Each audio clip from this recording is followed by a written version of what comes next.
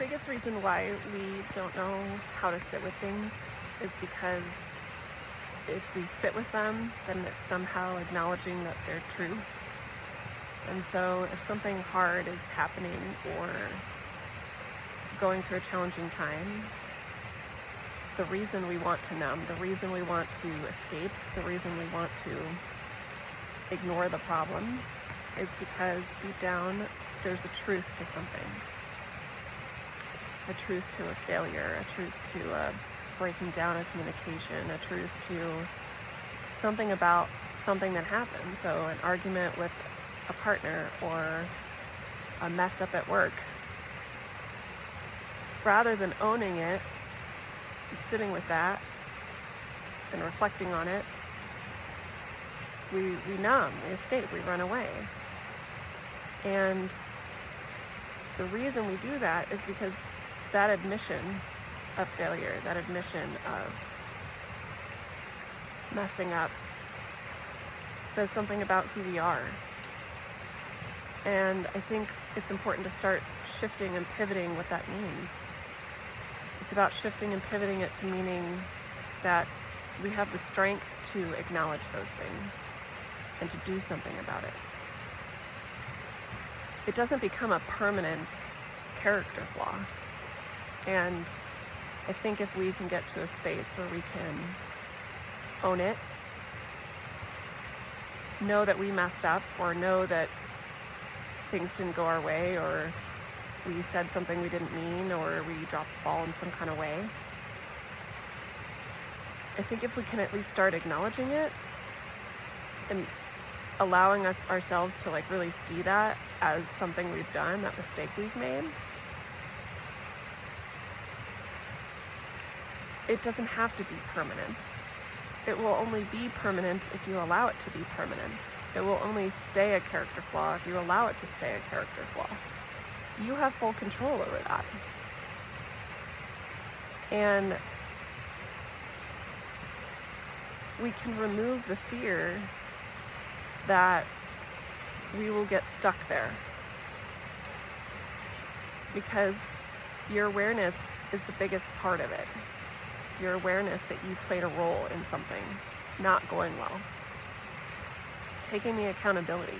And when you can take the accountability to something, a breakdown in communication, part of the argument in a relationship, or messing up at work, when you can take your accountability, you now have control over what happens next.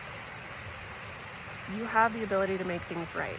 You have the ability to change your words and change your boundaries and change your habits. You have all of those skills. You've had them all along. We have to stop running away from the things we don't want to sit with, because all you're really doing is delaying the healing that needs to take place, and you're delaying the opportunity to change it. Don't be quick to change right away. There's something to be said for sitting in the feeling. That lousy, miserable feeling. I know, we're humans. We don't want to feel bad, ever. That's why we numb with things. That's why we avoid. That's why we ignore it. We don't like the feeling of feeling bad. But sometimes that feeling of feeling bad is going to be the catalyst and the fire that's going to drive the change in itself.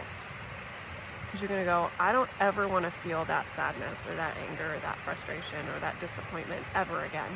So I'm going to do something about that. And then that change that you make becomes even more sustainable because it has fuel.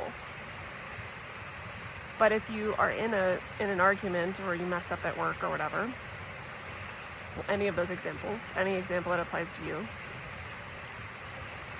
if you just try to jump to the solution and start changing, it might not last.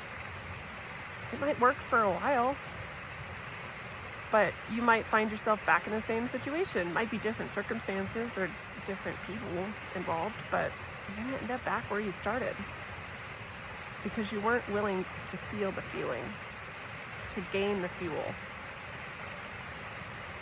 to sit with it and feel the sadness and feel the anger and feel the disappointment. and fill up that little gas tank. And then once you have that little gas tank, take it with you. Make the change. See what happens. Who knows? Maybe we would all be better off by feeling bad just a little bit more often.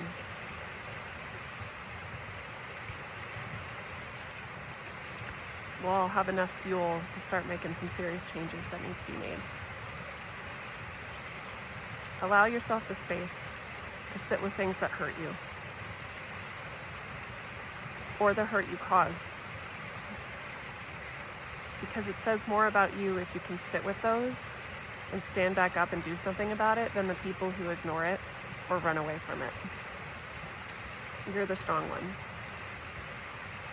You might not feel that way, but you're the warriors. I hope this is helpful, and I hope you have a wonderful rest of your day.